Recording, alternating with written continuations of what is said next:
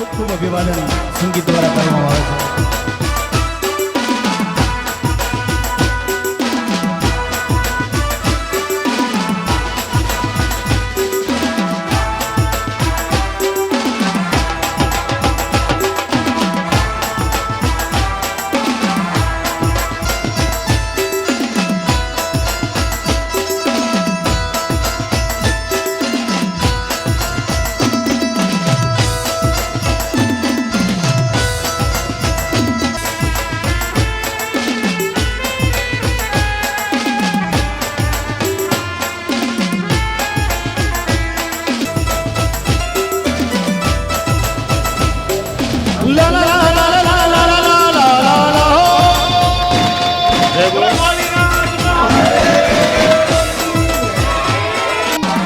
ખૂબ અભિવાદન સંગીત દ્વારા કરવામાં આવે છે.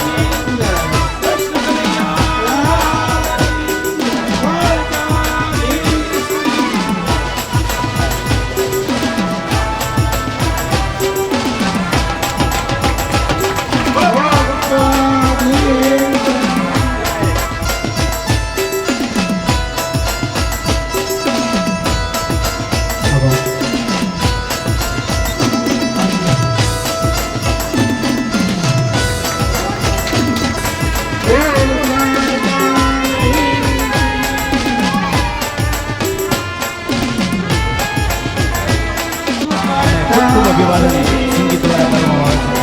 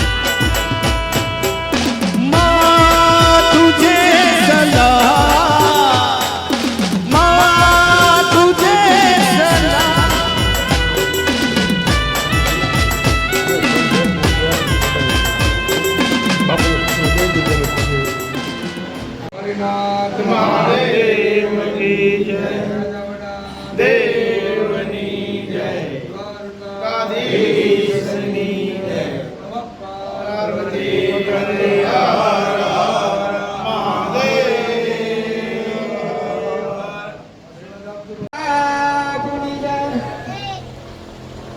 परम पूज्य 1008 महामंडलेश्वर श्री घनश्यामपुरी बापू, रघुराम बापू तथा जालेला गामना नरेश भगत અને મંચ ઉપર ઉપસ્થિત થયા વડીલો, વિદ્યાર્થીઓ, ટ્રસ્ટ પરિવાર વતી પણ સ્વાગત કરવામાં આવે છે.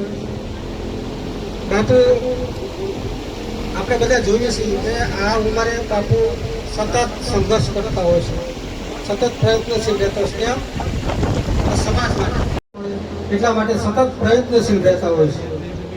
એટલે અહીંયા અત્યારે આપણે જે ઉપસ્થિત થયા છીએ તો આપણે શિક્ષણના હેતુ માટે આપણે એકત્રિત થયા છીએ. તો આપણે બાપાનું સાલ ઉડાડી અને સ્વાગત કરશું. આપણે આ સ્થિતિ પર પહોંચ્યા છીએ તો દરેકને વિનંતી છે કે જે ગામમાંથી જે ફાળો લખાયેલો હોય એવા વ્યક્તિઓએ ફાળો અહીં ઓફિસે આવી અને જમા કરી જવો. અને બીજું કે આજે બોટાદ જિલ્લાની અંદર હોસ્ટેલની ખૂબ જ આવશ્યકતા છે. એટલા માટે આપણે એક સારું બાપુના આશીર્વાદથી આ એક કામ થવા જઈ રહ્યું છે. પણ એમાં ઘણા નાના મોટા પ્રશ્નો આવતા હોય છે, પણ એ બધાને પર થઈ અને આપણે આ કામ કરવાનું છે. કોઈ પણ કામ છે એ અશક્ય નથી. એને શક્ય બનાવવા માટે આપણે સતત મહેનત કરવી પડશે. કારણ કે બાપુનો આશીર્વાદ હોય, આવા સંતો આપણી સાથે હોય ત્યારે આપણે ક્યારેય પાછી પાની કરવાની નથી. હવે જે આપણે કામ આદર્યું છે એને આપણે પૂર્ણ કરવાનું છે. તો દરેકને વડીલોને ખાસ વિનંતી કે આજે હોસ્ટેલ બનવા જઈ રહી છે ત્યારે એવો યોગ્ય ફાળો અહીં ઓફિસ આવી અને જમા કરાવે, જેથી કરીને આગળનું કામ છે ધીરે ધીરે ચાલુ થાય. કારણ કે કામ તો ઘણું મોટું છે, પણ ધીરે ધીરે જો આ પ્રવાહ ચાલુ થશે તો આગળનું કામ પણ ચાલુ થશે. તો હું લાલજીભાઈ માગુડાને વિનંતી કરું કે કાર્યક્રમને અનુલક્ષી અને આપણે થોડીક બે બોલ કહીશું. સાહેબે થોડી વાતમાં આપણને ઘણું બધું કહી દીધું, ઘણા બધા મુદ્દા આવરી લીધા કે શિક્ષણની તાતી જરૂરિયાત શા માટે. આપણો સમાજ આમ જોઈ ખૂબ જ પછાત કહેવાય અને શિક્ષણનું પ્રમાણ જોઈએ તો પણ ઘણું બધું ઓછું છે. તો હવે દરેક સમાજની અંદર શિક્ષણની ભૂખ જાગી છે. ભૂખ જાગી છે પણ શિક્ષણની. તમે આજો રબારી જો, પટેલો જો, બ્રાહ્મણો જો, ક્ષત્રિયો જો, તમે તો આજે મોટા મોટા સિટીમાં સરસ મજાની પોતાના સમાજના બાળકો માટે હોસ્ટેલો બનાવે છે. ધંધુકાની અંદર કોળી સમાજે વ્યક્તિ દીઠ 1 રૂપિયો ઉઘરાવવાનો, એટલો ખાલી 1 રૂપિયો, અને એમાંથી એમને હોસ્ટેલનું નિર્માણ કર્યું છે. તો બોટાદ જિલ્લામાં તો આપણો સમાજ ખૂબ મોટો છે, છતાં આ પાકી હાજરી દેખાય છે આપણને. એના ઉપરથી આપણને ખ્યાલ આવે કે આપણો જિલ્લો કેટલો જાગૃત છે. તો હવે જાપડા નેન્સીબેનનો આજે જન્મદિવસ. આપણે બાપુ શરૂઆત કરી હતી મારાથી જ કે ભાઈ આવો સરસ મજાનો જન્મદિવસ હોય તો એને ઉજવવા માટે, એને યાદગાર બનાવવા માટે આપણે સંસ્થાને યોગ્ય ફાળો આપે. તો દ્વારકાધીશ કી જય. ઓમ નમઃ પાર્વતી પતે હર હર મહાદેવ. આજે આ શિક્ષણ સંકુલની પવિત્ર ધરા ઉપર આપણે સૌ મળ્યા છે.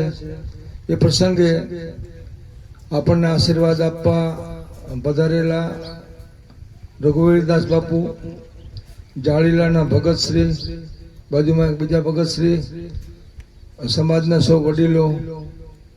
આમ તો આવું કંઈ બોલવાનું હોય ને ત્યારે ટેવ પડી ગઈ હોય એમ કે ભાઈ સમાજના ભાઈઓ અને બહેનો એવું કહેતા હોય. બહેનો તો કોઈ છે નહીં, પણ ખરેખર બહેનો નહીં બોલાવે. હું તો કોઈ બહેનો નહીં બોલાવું, શું કામ ન બોલાવો? હવે પછી આવો કંઈ કાર્યક્રમ તો બહેનો નહીં બોલાવે, શું કામ ન બોલાવાય? એમાંથી પણ ઘણું જાણવાનું મળે. હવે આમ તો શિક્ષણનું કામ છે, શિક્ષણનો કાર્યક્રમ છે, શિક્ષણની વાતો કરવાની છે. હમણાં ભાઈશ્રીએ વાત કરી, રાજાભાઈએ વાત કરી. અમે કાયમ સમાજમાં ફરતા હોઈએ એટલે અંદાજ તો આવી જ જાય કે થોડીક તકલીફ તો છે જ, એવું દેખાય છે. ખ્યાલ આવે ને સમાજમાં કાયમ ફરતા હોય, પણ ભગવાન એ તકલીફ દૂર કરશે. આજે આપણે આજે ટ્રસ્ટ છે ને, એના કેટલા ટ્રસ્ટીઓ છે? 21. એમાં હાજર કેટલા છે? 15. 6 જણા હાજર નથી. ખરેખર ટ્રસ્ટીઓ તો હાજર રહેવું જ જોઈએ. પેલી વાત થઈ છે, જે હોય તો મારે જવાનું છે, મારામાં તો મારે જવાનું છે. છતાં આમ જો હું તમને કહું ભાઈ, હવે તમારા રેકોર્ડિંગ બંધ કરી દેજો.